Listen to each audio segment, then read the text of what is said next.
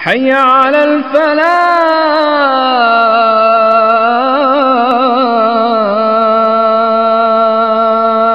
Bapak Ibu sama-sama, ya Nabi salam, ya Rasul salam, ya Habib salam alaika, salawatullah alaika, ya Nabi salam, ya Rasul salam, ya Habib salam alaika, salawatullah alaika. Allahumma salli ala Sayyidina Muhammad wa ala ali Sayyidina Muhammad. Banyak-banyak kita berselawat kepada beliau dengan harapan kita menjadi umat yang terdekat nanti ketika di yaumil mahsyar. Mengapa ambo ajak bersama-sama berselawat? Karena supaya datang rasa semangat itu. Sebagian mungkin ada yang hafal, sebagian yang tidak, atau mungkin sebagian kita karena bersama-sama inilah bau beliau terpancing untuk berselawat. Jadi diajak. Jadi bersama.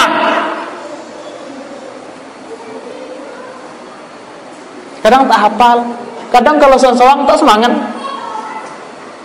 Tapi ketika dia diajak, diarahkan, sama-sama muncul rasa semangatnya. Yang tak hafal jadi hafal, yang tak mau jadi mau, yang jauh makin dekat. Itu makanya diajak sama-sama. Tapi kalau berselawat sama-sama itu disalahkan juga, itu tak mau orang berselawat jadinya begitu. Jadi sama-sama.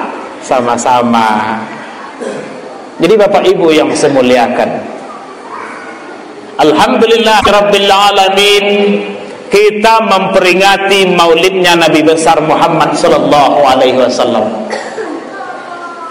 Jadi sebelum kita mulai, apa yang hendak kita sampaikan? Pertama, kita harus paham dan tahu betul apa tujuan kita memperingati Maulid Nabi. Bu, harus paham tuh tujuan.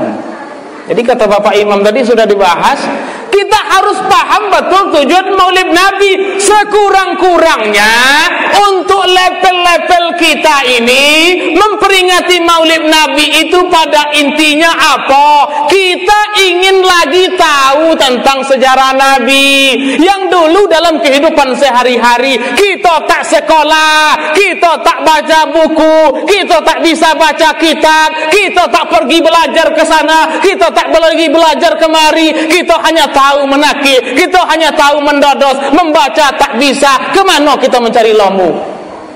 Sekurang-kurangnya kalau ada pengajian setahun sekali, dongean, bau balik kita bapak tadi dicas lagi.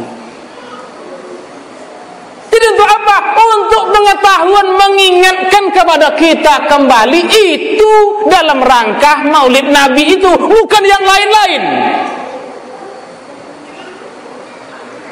Jadi di kampung kita ini, kampung sana tempat kami, dan di mana-mana saya mengisi selama sebulan ini, Maulid Nabinya tetap sama. Apa maksudnya sama? Tidak ada acara yang lain. Datang ke masjid, berkumpul, baca Al-Quran, lalu sambutan-sambutan, lalu dongengkan ceramah. Tidak ada acara yang lain. Jadi kalau mau tanya, kalau seandainya ada kita yang kurang setuju, di mananya yang kurang setuju? Di mananya yang disalahkan? Kita datang ke masjid cuma mendengar baca Al-Quran, sambutan-sambutan, lalu dongengkan pengajian. Setelah itu pulang. Tidak ada acara joget-joget, tidak ada acara musik-musik, tidak ada acara 7 hari 7 malam, pawai dan lain sebagainya. Tidak ada yang seperti itu. Maulid Nabi di kampung-kampung kita iko model iko lah nyoba. Jadi apa pada intinya? Pengajian, cuma judulnya Maulid Nabi. Nah, kalau pengajian itu jangankan sekali setahun seperti ini lagi, kalau perlu setiap malam buat pengajian. Jadi Bapak Ibu yang saya muliakan, itu tujuan kita Maulid Nabi. Untuk apa? Untuk mengasah kembali pengetahuan kita yang dulu sudah lupa, tak ingat, akhirnya muncul kembali. Lah Bu? Lah kan tak ada cara lain kan? Pengajian. Kemudian apa lagi? Acara Maulid Nabi ini untuk memotivasi umat semakin cinta kepada agamanya, semakin rajin mereka ke masjid. Coba kalau tak acara Maulid Nabi ini, kio-kio ada nak sholat 5 waktu selama ini, Bu? Jadi mau tanya, ada nak sholat 5 waktu selama ini kok? Setengah pas Maulid Nabi kok baru datang. Oh, masjid kami kok pola siap. Padahal tinggal di kampung tuh. Jadi apa? Dengan adanya momen seperti ini, memotivasi orang untuk datang ke masjid, memotivasi generasi muda, anak-anak kita kok datang ke masjid, belajar mereka, datang mereka. Walaupun mungkin mengilo, tapi awalnya mengilo. Kita pun dulu kocok-kocok mengilo juga. Dilatih, dibuatlah acara-acara. Jadi Bapak Ibu yang saya muliakan, termotivasi umat. Jadi kegiatan beragama kita hari ini Bapak Ibu yang saya muliakan, di mana-mana daerah,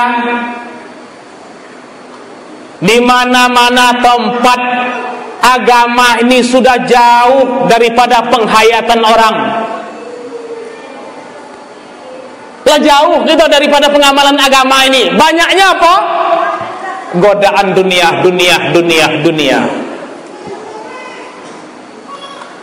Teknologi yang masuk hari ini membuat kita terlena, terutama generasi muda kita. Kalau yang tua-tua kok mungkin tak zamannya lagi.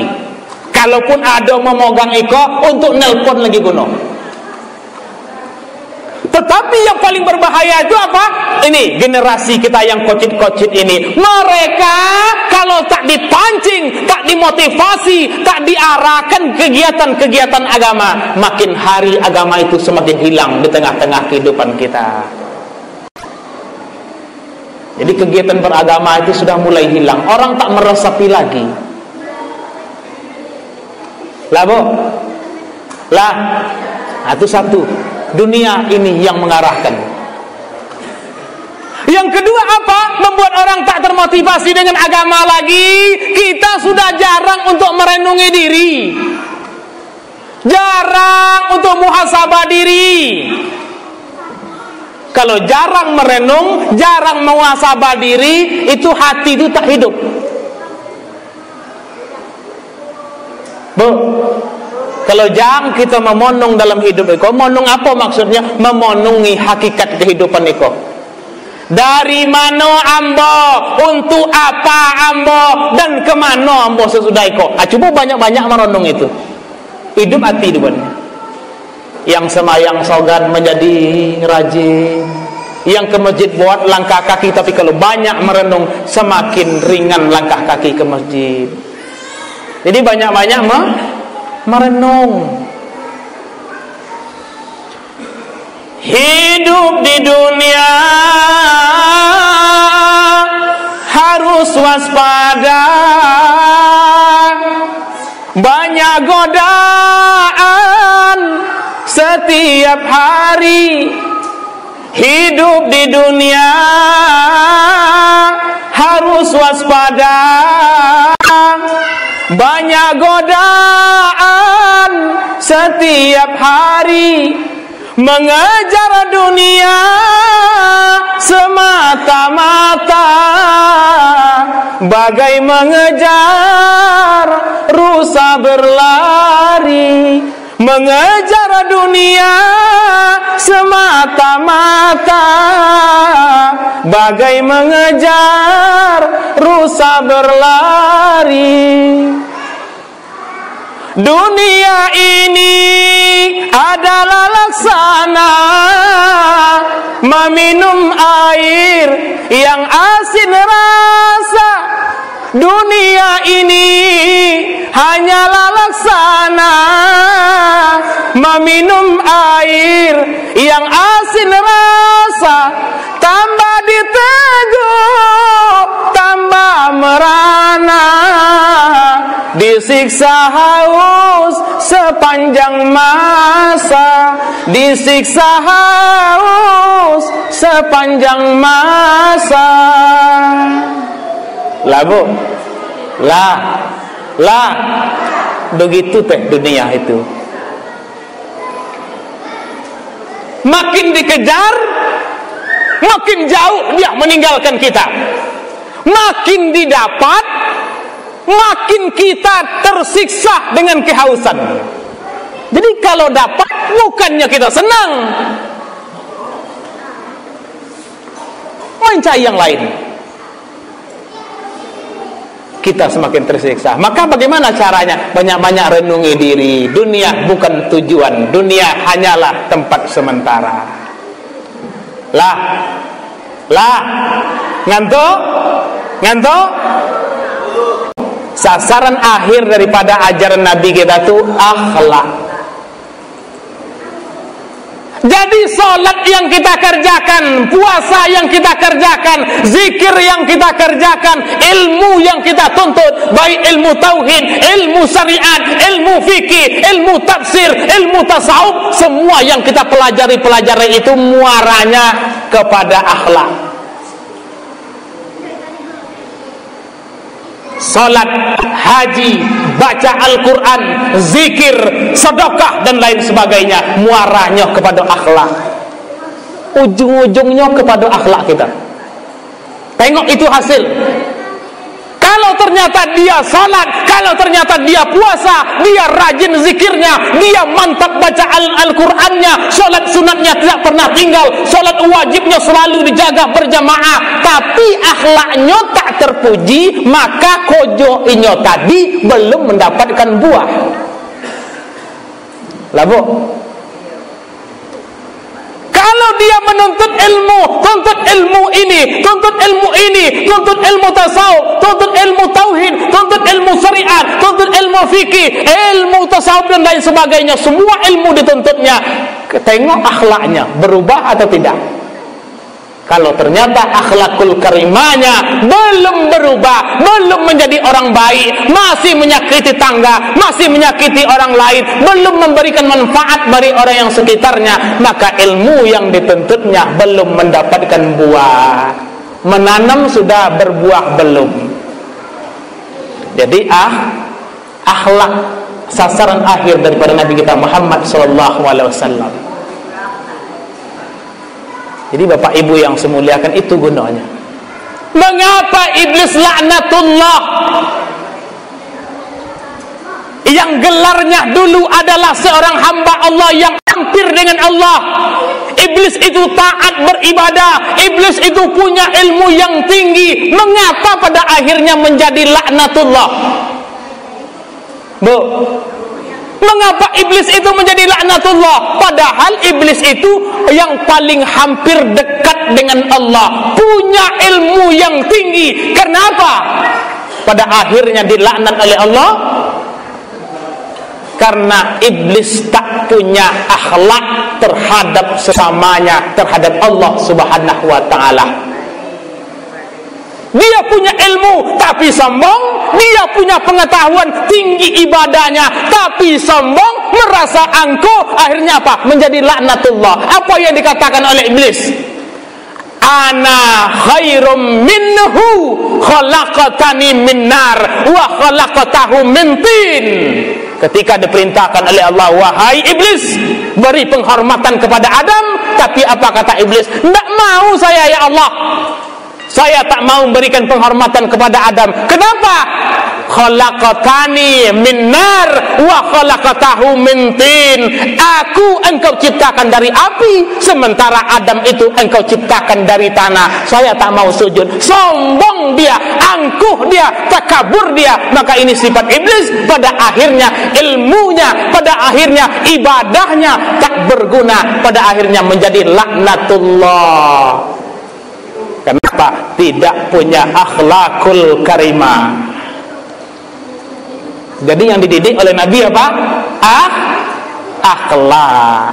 Kalau ingin tahu hasil daripada ibadah kita, hasil dari ilmu kita, maka tengoklah di atasnya. Apa itu? Akhlakul karimah. Ketika seseorang sudah memberikan manfaat, sudah lembut bahasanya, sudah disayangi oleh orang sekitarnya, bermanfaat bagi orang lain, maka itu disebut berhasillah dia dalam segala ilmunya, dalam segala ibadahnya. Siapa contoh kita dalam hal ini? Tak ada lain dan tak bukan adalah Nabi kita Muhammad sallallahu alaihi wasallam. Disayangi para sahabatnya, diakui oleh para musuh-musuhnya. Semoga apa yang kita peringati malam hari ini bisa menjadi renungan bagi kita bersama dan semangat di dalam kita menjalankan agama Allah Subhanahu wa taala. Semoga bermanfaat. Siapa doa tadi? Ada ya? Mari sama-sama kita tutup dengan berdoa kepada Allah Subhanahu wa taala. A'udzu billahi minasyaitonir rajim. Bismillahirrahmanirrahim. Hayya 'alal falah.